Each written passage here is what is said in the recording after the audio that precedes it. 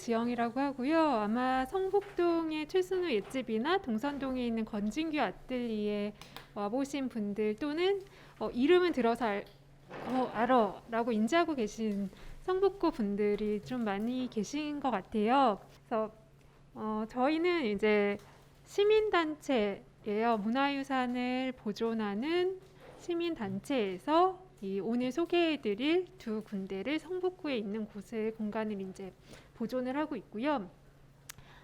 앞에 저도 좀 걱정을 했던 게 이 개념을 어떻게 말씀을 드릴까 했는데 김남기 선생님이 문화재 부분을 말씀을 해주셔서 제가 그 부분 조금 간단하게 생략하고 넘어가겠습니다. 그래서 그 원고를 읽지는 않을 거고요. 그냥 원고에 있는 사진을 이렇게 봐주시면서 들어주시면 될 것 같아요. 이 내셔널 트러스트 운동이라는 게 외국에서 온 운동이기는 한데 이 방식을 갖고 들어와서 자연유산이나 문화유산을 보존을 합니다. 근데 제가 그럼 벗고 하겠습니다. 네. 예. 네, 목소리가 제가 크지가 않아서. 그래서 이 내셔널 트러스트 운동이라는 방식이 그냥 저나 여러분 같이 시민분들이 자신의 자발적인 후원이나 기증으로 자연유산, 보존하고 싶은 자연유산이나 문화유산을 발굴해서 지켜나가는 운동이에요. 그래서 처음에 시작된 거는 영국에서 산업혁명이 막 일어나면서 굉장히 자연이 많이 파괴가 되고 또 성이라든지 유적지들이 다른 용도로 쓰이거나 사람들이 도시로 떠나면서 비게 되는 현상을 보면서 그거를 사유재산, 그러니까 공공의 공익 목적, 그 여기 보시면 지역 문화자산이라고 돼 있잖아요. 그러니까 그 당시에도 이런 개념이 생겨나기 시작한 거라서 그래서 스스로 지켜내게 됐고요. 그때 당시에 그 피터 레빗이라는 캐릭터가 있어요. 그래서 스포터라는 영화로도 나왔고 그 작가가 인세와 자기가 가지고 있던 농장을 그 내셔널 트러스트에 기부를 하면서 단체가 이제 안정감 있게 성장하게 되고 영국에서는 굉장히 큰 조직이 됐습니다. 그래서 우리나라에서는 광주 무등산 한평사기 운동을 벌이게 돼요. 거기가 보존 환경이 파괴되면서 그러다가 2000년대에 사단법이 그 한국 내셔널 트러스트라는 곳이 생기면서 이제 동강이라든지 멸종위기 식물 서식지들을 보존합니다. 지금 아까 말씀해주신 등록문화재 제도가 있었잖아요. 그 등록문화재 제도가 생긴 것도 그 90년대부터 얘기가 나와서 2000년대 초반 2001년이에요. 그래서 그때 그런 문화유산도 우리가 우리 힘으로 지키자 하고 있을 찰나에 2002년 12월에 최순우 옛집을 시민 모금으로 보존을 하게 됩니다. 그래서 지금 사진 보시면은 예, 첫 번째 있는 저 집이고요.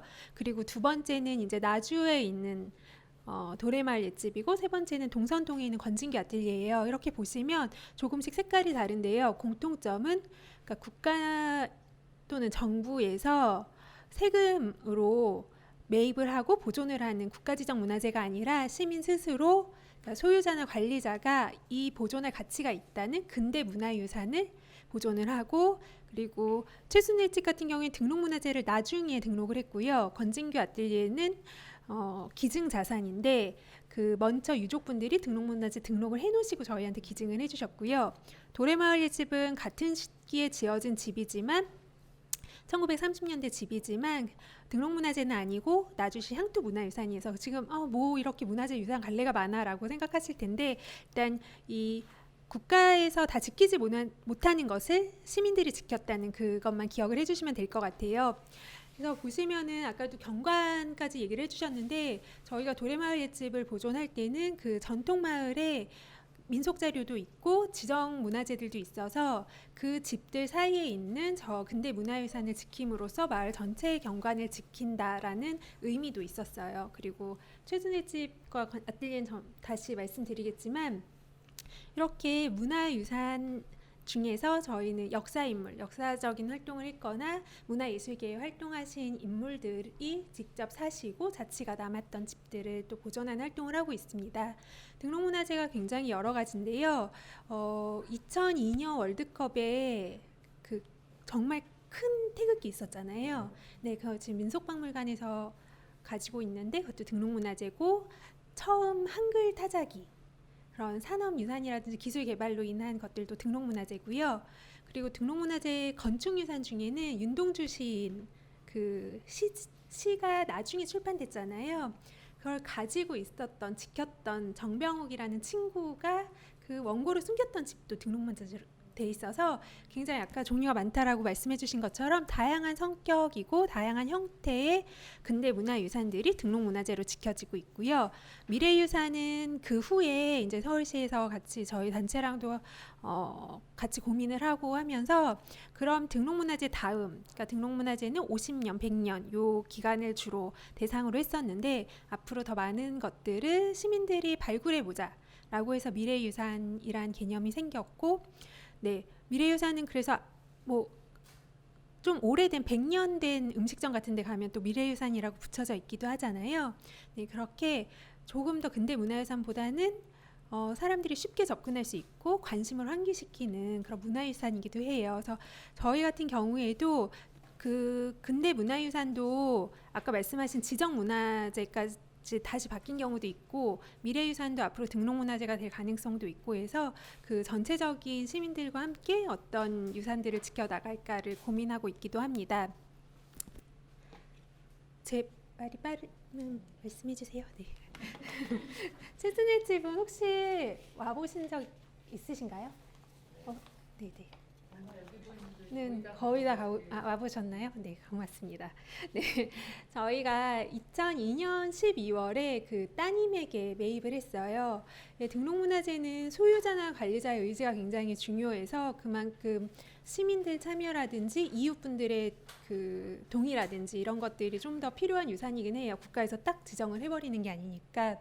그래서 저희는 이제 다행히 최순우 선생님이 76년에서 84년에 사시고 그 댁에서 돌아가셨는데, 그래서 따님이 계속 이어서 사셔서 변형이 별로 없는 편이었고요. 그리고 또 선생님 유품도 갖고 계셨어요. 그래서 그 집을 따님이 이사를 다른 곳으로 가시게 되면서 이제 매입을 했고요. 그때 당시에 한 7억 8천만 원 정도 기금을 모아서 매입을 하고 다시 보수공사 하는 것도 다 후원금으로 모금을 해서 고치게 됐습니다. 그래서 2004년 4월부터 일반에 개방을 해서 지금은 해곡 최순우 기념관이라는 박물관으로 운영을 하면서 무료로 누구나 오셔서 쉬시다 가실 수도 있고 여러 가지 프로그램에 참여하실 수도 있는 공간으로 운영을 하고 있어요.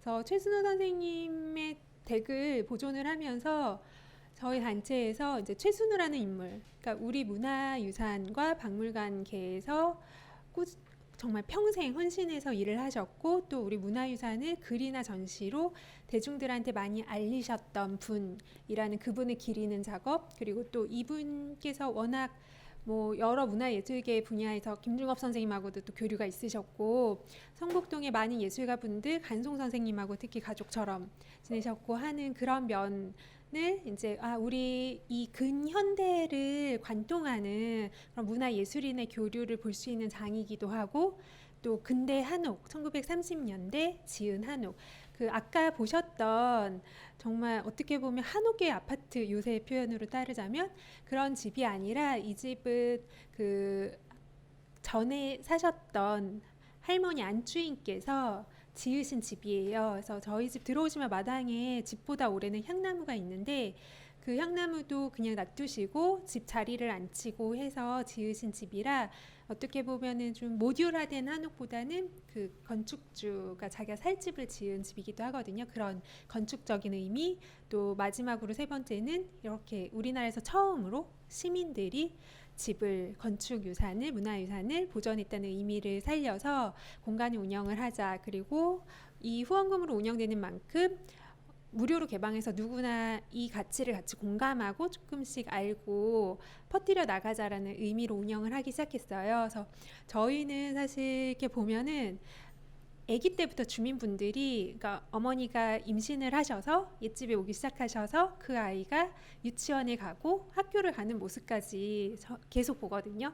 그래서 요새 오는 친구는 얼마 전에 뭐 유치원에 들어가서 좀 바빠져서 좀 덜 오고 뭐 그 다음에 아이가 또 3살, 4살짜리 아이가 뭐 아침에도 왔다 가고 점심에도 왔다 가고 이렇게 해서 점심시간에는 주변 직장인 분들이 오셔서 잠깐 쉬다 가시고 이런 공간이 이제 자리를 잡고 좀 편한 생활 속의 문화유산으로 자리 잡아가고 있습니다. 저희 프로그램이 굉장히 많고 한데요. 건진기 아뜰리에 먼저 설명드리고 같이 어떤 프로그램 하는지 말씀드릴게요. 아틀리에는 또 굉장히 분위기가 다릅니다. 그래서 조각가 권진규라는 사람이 이분은 함흥 분이신데요. 일본에서 조각 공부를 하시고 활동을 하시다가 제 아버지가 돌아가시면서 들어와서 이 동선동자락 꼭대기에 작업실을 짓고 생활을 하시게 돼요. 위치가 그 성신여대 부속 고등학교 바로 밑자락이고요. 저희가 골목 끝집이 돼서 이렇게 그 삼성교까지 건물이 좀 안 막혔으면 다 보일 만한 높은 지대고요.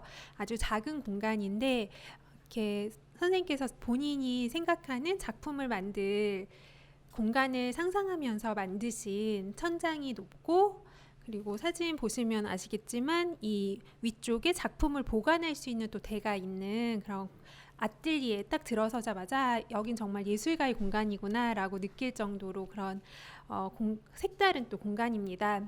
그래서 얼마 전에 그 최말린 조각가 분이 집을 이제 성북 구립미술관으로 기증을 하시고 작품도 기증하신 걸로 알고 있는데요. 그 최말린 선생님도 젊은 시절에 권진규 선생님 이 아틀리에 찾아와서 같이 작품 얘기를 나누고 거기서 또 받으신 작품을 또 지금 소장하셔서 구립미술관에서 이렇게 전시를 하고 있기도 한 그런 인연이 또 여기 깃든 공간이기도 합니다.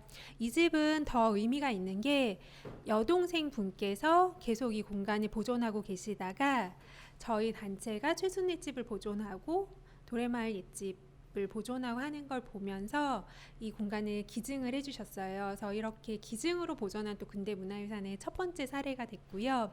저희가 이 기증을 받고 나서 고민을 했어요. 그러니까 최순우 예치처럼 조금 더 사람들에게 가깝게 다가가고 열린 공간을 만들 것인가, 아니면 이 조각가 분이 사셨던 공간이니까 그걸 살릴 것인가 하다가 저희가 기증을 받았기 때문에 그럼 이 뜻을 이어서 지금 젊은 예술가들에게 좀 작업 공간, 창작 공간으로 제공을 해보자. 넓지도 않고 사실 언덕 올라가기도 힘들고요. 그러니까 저희 입주 작가분들 점점 이제 짐이 줄어들고 있거든요. 가지고 올라가기 힘들어서.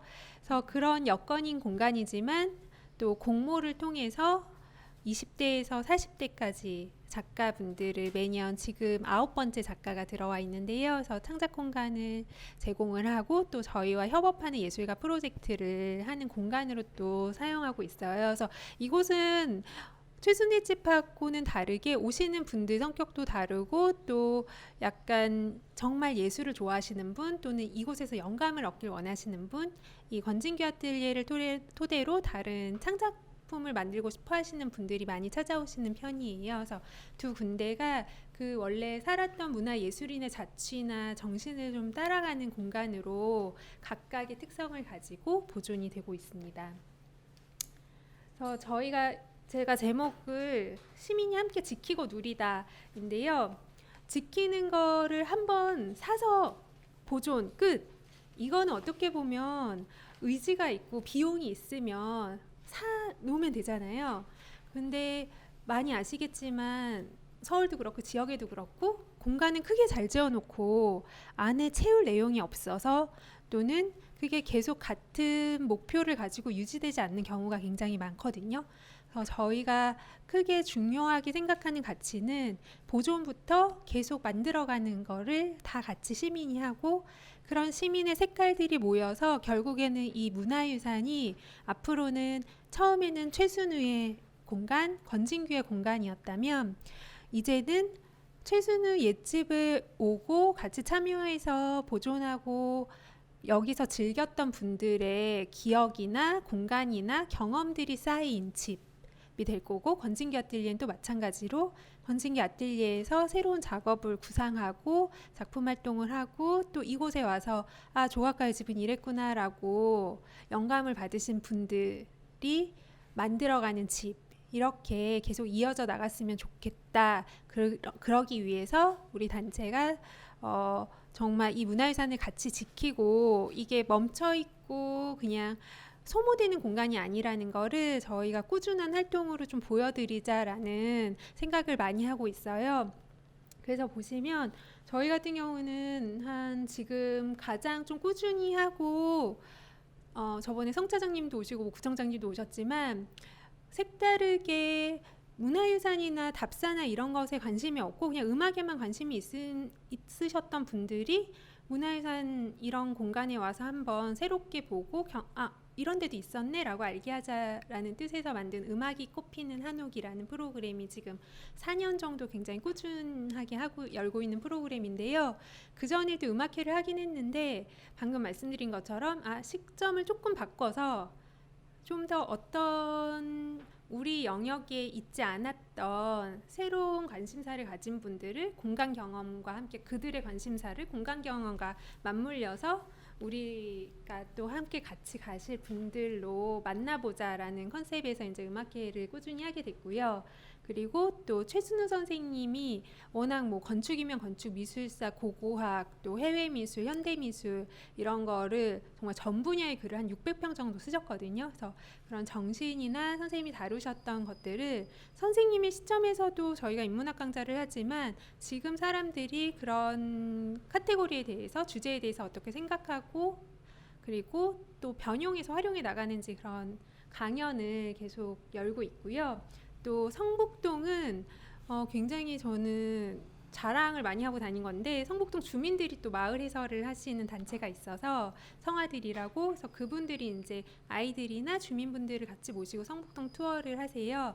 그래서 뭐 그런 어린이들 오면은 탁본 체험을 한다든지 또 2007년부터는 성북동 주민이나 단체가 참여하시는 시민축제를 5월달에 꾸준히 열고 있어요. 그래서 여기 사진에 있는 어린이책 시민연대 성북지회 분들은 2007년부터 매년 오셔서 동아일기를 재능 기부로 해주세요. 그래서 이제는 저 어머님들 아이들은 다 커서 같이 오진 않고요. 어머님들이 항상 오시고 또 한성대학교 클래식 기타 동아리 친구들이 매년 저희 정기 공연을 최순의 집 시민축제에서 해요. 그래서 항상 그런 역사들이 좀 쌓여 나가는 뭔가 저희도 계기를 만들어 드리자라고 생각을 하고요. 또 올해도 하겠지만 성북동 야행 때 저희가 저녁에 특별 개방을 또 하기도 합니다. 그래서 중간중간 말씀드린 내용이어서 종합해서 조금씩 더 말씀을 드리면 요거까지는 하나 더 설명드릴게요. 저 밑에 있는 책 같은 경우에는 저희가 2009년에 성북문화재단이 생기기 전이었는데요. 그때 이제 성북구 의뢰로 성북에 살고 계신 문화예술인들을 좀 조사해서 발굴하는 작업을 해줬으면 좋겠다라는 의뢰를 받았어요. 그땐 구리미술관도 생기기 전이고 해서 저희가 그러면 그 부분은 최순우 선생님하고 교류하셨던 분들만 찾아도 충분할 것 같습니다 하고 이 작업을 시작했는데요.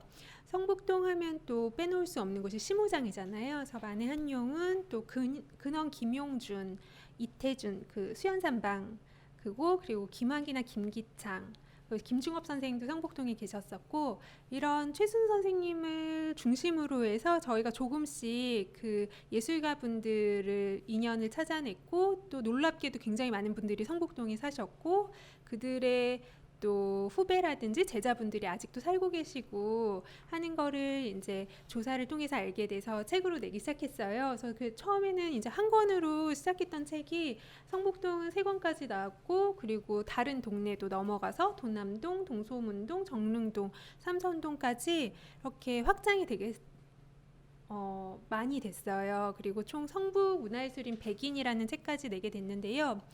그 이후에는 안타깝지만 예산이 없어져서 이제 이어나가지 못하고 이제 또 그 다음에는 구림미술관에서 또 그리고 성북문화원에서 이렇게 각각의 분야에서 또 연구조사 사업을 하고 계신 걸로 알고 있습니다. 그래서 저희 같은 경우에는 이제 누리마실 축제에도 참여하고 또 보물찾기 성북의 아이들이 문화유산을 보러 다니는 보물찾기라든지 뭐 북정마을 답사 가서 통장님 만나서 얘기를 듣든지 이런 활동을 통해서 좀 주민분들하고 저희가 골목 안에 있어서 그런지 아직 모르시는 주민분들하고도 좀 접근성을 늘리고 저희 활동을 소개해 드리는 활동을 꾸준히 하고 있어요. 그리고 또 건진기 아틀리에 같은 경우에는 아까도 예술가와 함께하는 활동이 많다고 말씀드렸는데요. 이쪽 아래쪽에 보시면 이제 처음에 이 공간을 어떻게 쓸 것인가를 건축이나 미술 쪽이나 이런 문화유산 보존 쪽 선생님들 모시고 고민을 하는 심포지엄으로 시작해서 그 작가들이 본인들이 있던 입주 작가 공간을 쓰던 시기에 활동을 소개하는 오픈 스튜디오를 하다가 미인도라는 또 색다른 공간이 그 밑에 생기면서 그곳에서 본인의 개인전이나 단체전 참여를 하고 아틀리에에서 또 오픈 스튜디오를 하고 또 그들끼리 모여서 권진규의 집과 자신들의 집이라는 의미로 두 집 프로젝트라는 걸 만들어서 또 해석해내는 작업을 하고 그래서 그게 좀 더 이어져서 최말린 미술관 작년에 가오픈 전시할 때 또 공공아운이라는 그런 전시에 참여하기도 하고 그래서 그런 식으로 계속 공간을 새로 지금 사람들이 보는 것 해석하고 다시 새롭게 창조해 나가는 활동들을 하고 있어요. 그리고 또 가장 중요한 건 최순희 집 오시면 항상 어떻게 이렇게 깨끗해요. 여기 이런 집 살고 싶어요 하시는데요. 제가 그러죠. 마당새 있으셔야 된다고. 저희는 정말 자원활동가들이 아침 저녁으로 쓸고 닦고 해요. 그래서 가끔 활동가 친구들이 보통 대학생에서 직장인분들 뭐 그냥 어머님들도 계시거든요. 낙엽을 쓸고 돌아섰는데 꼭 그런데요. 선생님들이 선생님 낙엽 좀 더 쓸어주세요. 그런데요. 자긴 다 쓸고 나왔는데 그리고 요새는 저희가 네이버 카페에 보면 활동 후기가 있거든요. 거미줄을 치워도 자꾸 거미가 나타난다 이런 얘기들이 막 있어요. 그래서 이렇게 자원활동가들이 계속 와서 일상 관리를 해주고 또 관람객들이 오시면 이 집의 의미에 대해서 설명해 드리고 또 이곳에 어떻게 함께 참여하실 수 있는지 말씀드리는 거가 정말 지금 2002년 보존하고 2003년, 4년부터 매년 연간 정말 30-40명이 넘는 분들이 와서 일상관리와 관람객 안내를 도와주고 계시고요. 또 되게 재밌는 게 굉장히 다양한 과의 친구들이 오거든요. 그런데 본인이 이제 악기를 연주하는 취미가 있거나 하면은 또 축제 때 와서 악기 연주를 해서 그런 친구들이 몇 년씩 또 이어서 오기도 하고 또 그 친구들이 취직을 해서 그 분야에서 전문가가 돼서 지금 활동하는 대학생 친구들한테 또 약간 자기들이 이런 경험을 살려서 어떻게 직업을 갖게 됐고 활동을 하게 되는지 얘기해주는 시간도 갖게 되고 그래서 그들에게는 이제 최순우 옛집이 정말 내가 한옥을 처음 경험하고 또 어떤 평소에 만나지 못했던 사람들과 관계를 맺게 되는 공간이 되기도 합니다.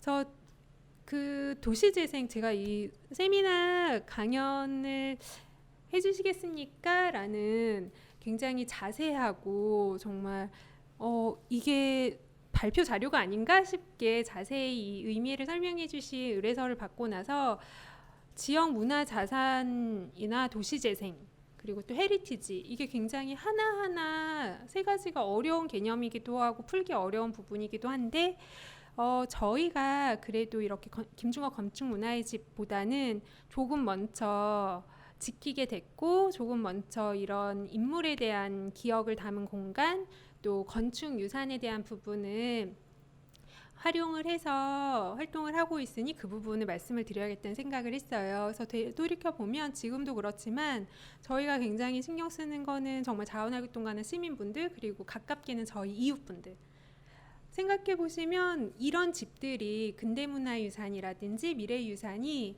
정말 생활하시는 분들이 계속 사시는 공간도 있고 아니면은 뭐 생업을 하시는 공간인 경우도 있어요. 그래서 그 안국동의 윤보성가 맞은편에 명문당이라는 출판사가 있는데 거기는 하도 사람들이 미래유산 하세요, 뭐 근대문화유산 했으면 좋겠어요 하니까 그 주인분이 그냥 외관을 싹 바꿔버리셨어요. 그런 얘기가 너무 힘드셨던 거예요. 본인이 생업을 하는 곳인데.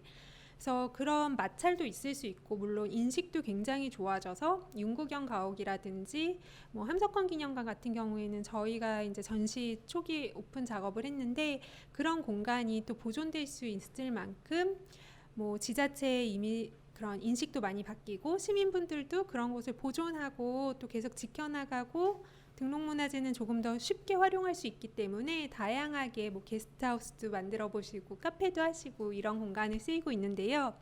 근데 계속 꾸준히 하려면 정말 그냥 가까이 있는 분들, 저희 옆집 할머니라든지 뭐 뒷집 중학생 꼬마라든지 이런 친구들의 경험이 쌓이고 그들이 여기를 내가 정말 계속 이 공간으로 두고 싶고 내가 와서 뭔가 제안해 볼 수 있고 하는 공간 기억을 많이 쌓이게 하는 게 중요하다는 생각이 현장에서는 굉장히 많이 들고요. 처음에 뭐 최순애 집도 아까 그 50m, 100m까지 자세히 설명해 주셨는데 그렇게 저 집이 들어오면 우리 뭐 재산권이 어떻게 되는 거 아닌가? 뭐 하실 것도 아닌데 그런 생각을 많이 하셨고 그때 당시에 또 옆에 다세대로 좀 바뀌는 추세이기도 했어요. 그 골목까지도. 그리고 또 몇 년 전부터는 작은 골목인데 카페도 들어오고 갑자기 교회도 있던 교회도 크게 지으시고 경관도 막 바뀌기 시작했어요. 그래서 어떤 분들은 내가 왔던 그 골목이 맞나? 예전에는 되게 아담하고 조용한 공간이었는데 라고 생각하신 분들이 못 찾고 가시기도 하고 그래서 그런 걸 보면서 저희도 저희가 이게 지켜져서 많이 오시다 보니까 오히려 상업화 되는 게 아닌가? 북촌처럼 익선동처럼 그렇게 어떻게 보면 저희가 바라지 않은 민폐를 끼친 게 아닌가? 라고 생각도 했는데요. 요새는 인스타 많이 하시는데 꼭 저희 태그 달아서 뭐 최순이 옆에 있는 카페라든가 같이 보실 수 있어야든가 하면서 조금씩 같이 그렇게 같이 가는 또 다른 이웃으로 생각을 하시고 오시는 분들도 그렇게 협조를 해주시는 것 같아요. 그래서 야행할 때도 저희가 밤에 너무 옆집에 죄송해서요 막 그런 얘기를 하는데 또 운하원에서도 너무 잘하시니까 저희는 조금 시간도 이렇게 조정도 하고 옆집에 말씀도 드려주시고 해요. 그래서 근대 문화유산 활용을 얘기 드리고 또 옛집이나 아뜰리에를 말씀드릴 때 마지막으로 제가 꼭 그렇게 말씀을 드려요. 그냥 함께 하는 마음이 제일 중요하고 그게 쌓이는 게 지금 우리가 사는 공간과 마을과 그리고 하다못해 그런 거 있잖아요. 코로나로 갈 데가 없는데 그냥 잠깐 가서 정말 숨통 트이게 있을 수 있는 공간을 내가 평소에 그냥 한 번 더 신경 쓰는 일, 그게 쌓이는 게 이렇게 근대 문화유산이나 미래유산을 지키고 또 앞으로 정말 저희 단체 처음부터 얘기했던 게 미래 세대를 위한 100년이거든요. 앞으로 우리 미래 세대에게 우리가 또 해야 될 몫이고 그 전에 우리가 충분히 지키면서 누릴 수 있는 일이라고 생각을 합니다. 그래서 네, 빠르게 말씀드렸는데 혹시 궁금하신 거나 그 조금 더 얘기해 볼 거리는 뒤에 같이 얘기할 수 있었으면 좋겠습니다. 고맙습니다.